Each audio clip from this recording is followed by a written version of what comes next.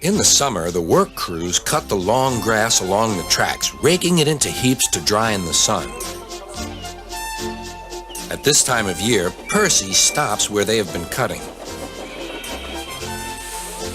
The men load up his empty wagons and he pulls them to the station.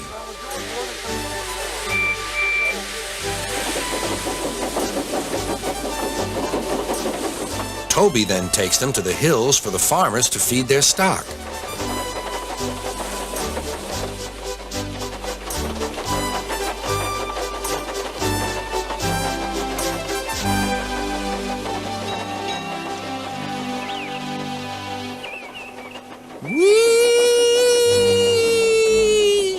Percy gave a ghostly whistle.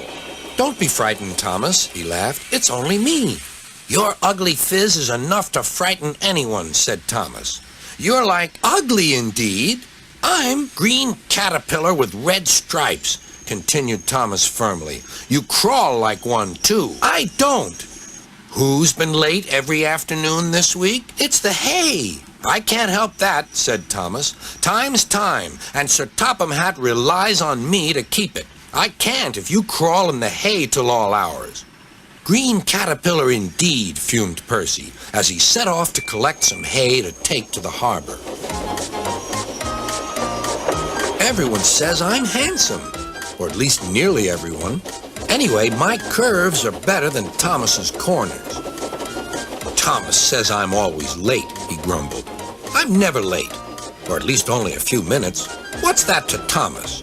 He can always catch up time further on." All the same, he and his driver decided to start home early. Then came trouble.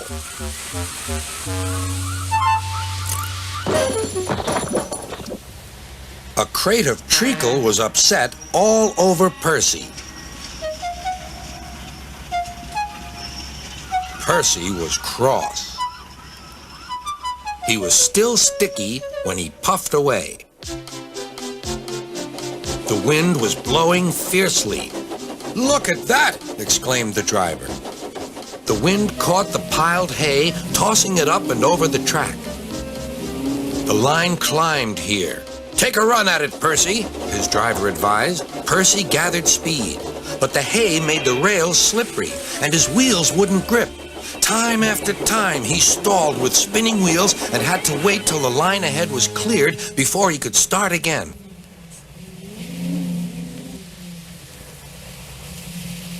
Everyone was waiting. Thomas seethed impatiently. 10 minutes late. I warned him. Passengers'll complain. And Sir Topham Hatt..." Then they all saw Percy. They laughed and shouted.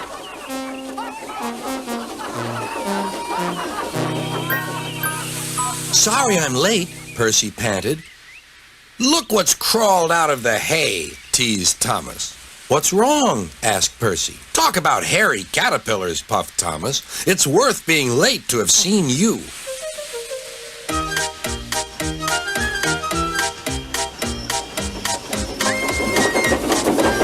When Percy got home, his driver showed him what he looked like in a mirror. "Bust my buffers! No wonder they all laughed. I'm just like a woolly bear. Please clean me before Toby comes." But it was no good. Thomas told Toby all about it.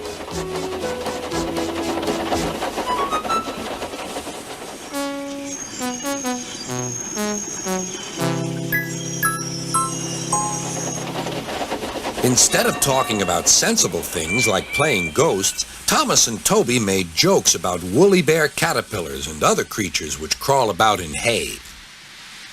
They laughed a lot, but Percy thought they were really being very silly indeed.